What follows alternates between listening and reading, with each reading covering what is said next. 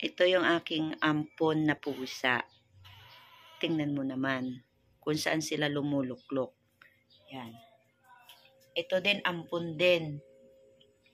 Dalawa na yung ampon ko dito sa, sa bahay. Ito, yan. Anak niya nung aking si Mimi. Kung saan lang sila lumuluklok, pambira mga pusang to ay. Ito pa yung isa, bali 4 sila. Yan. Tapos yung isa bagong panganak pa. Miming? Meron kang kapatid na naman. May naligaw dito sa atin. No, Ming? No? Mga pusang to ay kung saan-saan na nakapwesto. Ito, nabakante na.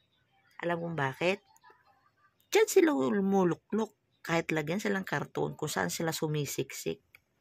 Pambira mga pusang to ay. O ikaw, Mimi. Kumusta ka na dyan? Iniwan mo na naman yung mga anak mo. Doon, nag-uumpukan sila doon. Ha? Ito si Mimi.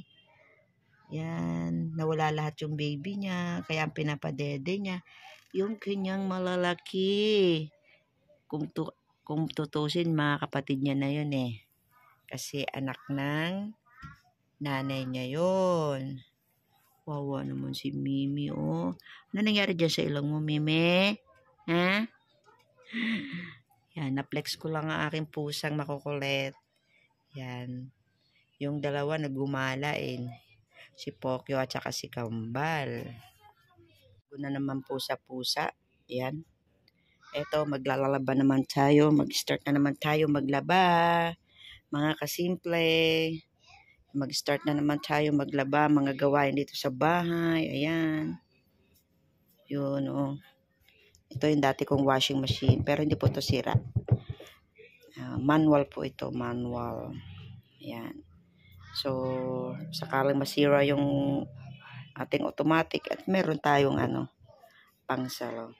Yan, salamat po. Na-flex lang. Yan. Happy po. Sila, nag-uumpukan, Kung saan lang sila lumuluklok. Pati ito lahat to, nabakante na yung mga lagayan ko dahil sa kanila. Yan. Ang hirap na may pusa din. Pero masaya kasi kahit makukulit sila, mababait naman sila. Malalambing, lalo na ito si Orange, Orange! Yan, si Orange po ito Kasi,